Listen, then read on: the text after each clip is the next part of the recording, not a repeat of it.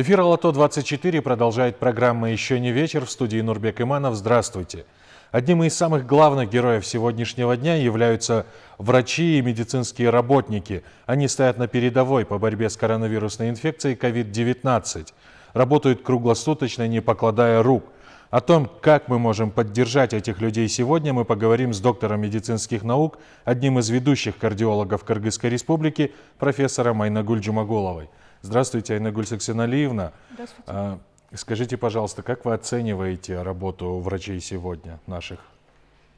Вы знаете, одним из критериев того, что все-таки наша армия врачей сработала и вовремя сработала, несмотря на тяжелейшие условия, несмотря на то, что опыта такого во всем мире, не только у нас в республике, но и во всем мире борьбы именно с COVID-19 нет, но тем не менее, говоря о том, что на сегодняшний день мы отмечаем и с чувством такого спокойствия, что новых случаев в таком возрастающем режиме у нас в республике нет.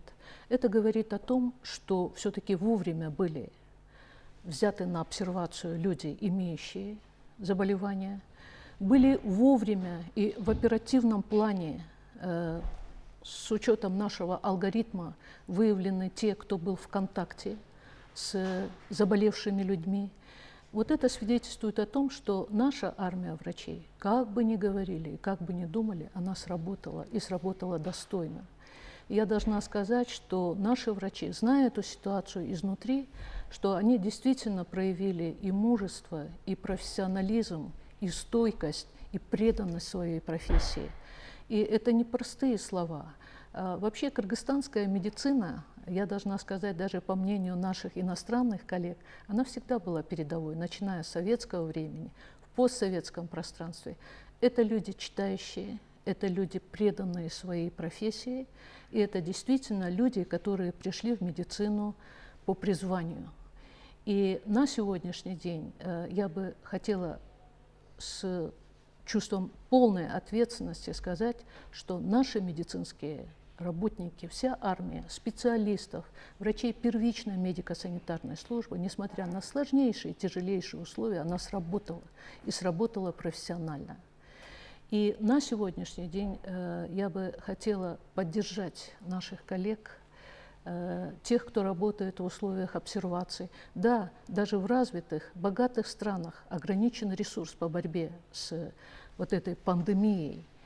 А у нас в республике тоже надо сказать, что на сегодняшний день поступает сейчас необходимая помощь, необходимое оборудование, средства защиты индивидуальной. И вот несмотря на то, что в первые дни, в первую практически тяжелейшую неделю, несмотря на ограниченный ресурс, все-таки наши врачи и армия врачей сработала. Вот я, как человек все-таки старший, как человек, преподававший и возглавлявший в свое время кардиологическую службу нашей республики, зная наших врачей, я бы на сегодняшний день все-таки хотела глубокий поклон нашим врачам, выразить свое удовлетворение, свое признание их работы, да, и свое восхищение их работой, их мужеством, их стойкостью, их преданностью. Они нуждаются в полной поддержке на сегодняшний день, потому что они молодцы, вот в полном смысле этого слова. И что нужно сделать на сегодняшний день, чтобы помочь нашим врачам?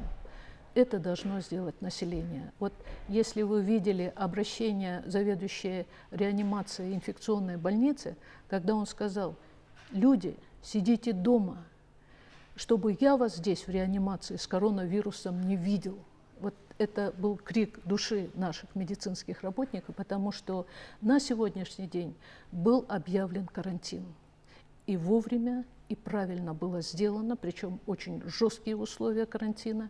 Основное условие для нашего населения, и я хотела бы обратиться вот в поддержку врачей, наше население, мы должны все вместе поддержать на сегодняшний день работу наших врачей. В чем она заключается? Дать возможность тем, кто не заражен, не болен, здоров, сидеть дома. Всех на сегодняшний день, даже работников государственных служб, отправили на онлайн работу, да, работу в онлайн-режиме. Это говорит о том, что 24 часа надо находиться дома всем. Если есть необходимость пойти в магазин, в аптеку, из членов семьи должен идти один человек, и это действительно относительно молодого возраста человек, да? Соблюдая все правила гигиены на сегодняшний день, все уже знают, мыть руки, проветривать помещение, полноценное питание, белковое. Почему мы обращаем внимание на белковое питание и витаминное, овощи и фрукты? Потому что белковое питание – это аминокислоты, из которых строится наша иммунная система. Потому что если у человека нормальный иммунитет, то в 80% случаев, зараженные коронавирусом, болезнь у них протекает легко и заканчивается полным выздоровлением, не требующим каких-либо специальных симптоматического даже лечения. Но наиболее подвержены коронавирусу и у кого тяжело протекает, и по опыту других стран, давайте возьмем тоже Италию, да, кто там больше всего умирает? Люди старшего возраста. То есть люди, у которых есть в первую очередь сердечно-сосудистые заболевания. То есть человек старше 70 лет, к сожалению, он почти все имеют повышенное кровяное давление. У многих из них есть сахарный диабет, коронарная болезнь сердца.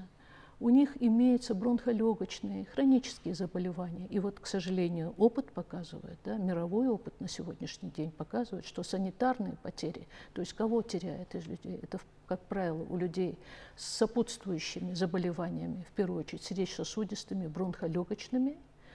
И второе, это, как правило, пожилые люди, старше 70 лет. Поэтому на сегодняшний день я бы просто хотела призвать все наше молодое население беречь своих пап, мам, беречь своих бабушек и дедушек, да, те, кому старше. То есть эти люди должны находиться в полной изоляции дома.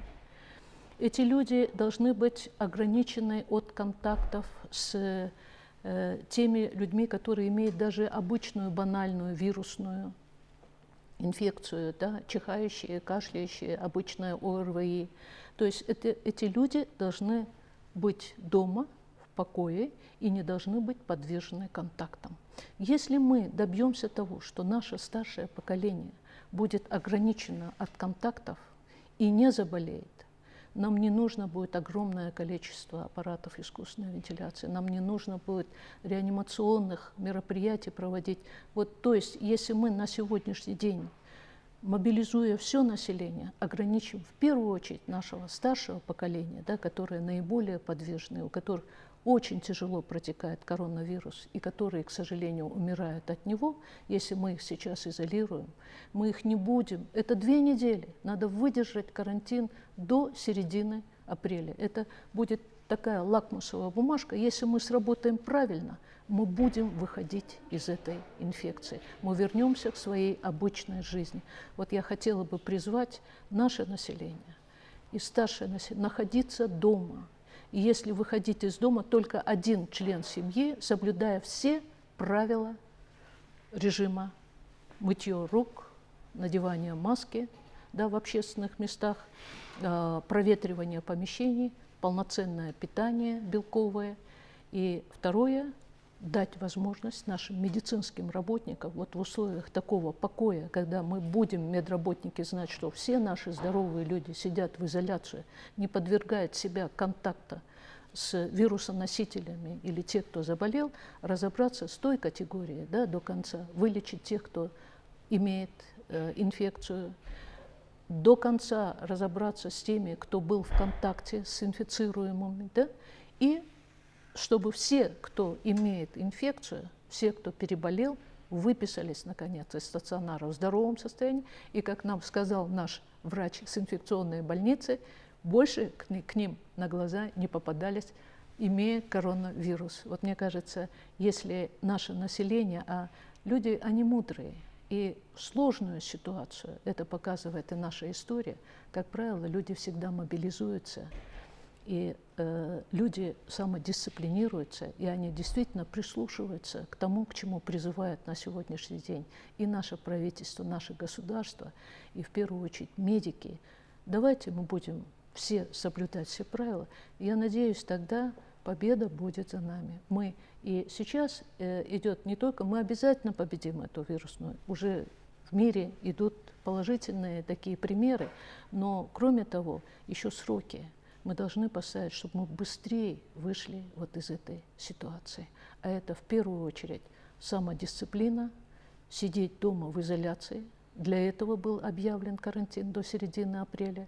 И второе, дать возможность нашим медицинским работникам, хорошо работающим, нормально и слаженно работающим, выполнить свою работу до конца. И, наконец, облегченно самим вздохнуть и вернуться в свои семьи, особенно тем, кто сейчас работает в условиях обсервации у людей с инфекцией, которым нельзя сутками выходить из... Они не видят своих семей. Давайте мы им поможем. Я думаю, тогда все будет в порядке. Спасибо за то, что разом ответили на все вопросы, которые я хотел вам задать.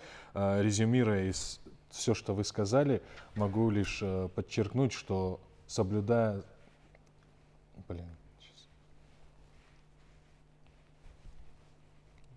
Ничего. Да, спасибо, Дан Баштайн, а то у меня ухо что-то не цепляется. Не спешите. Ага.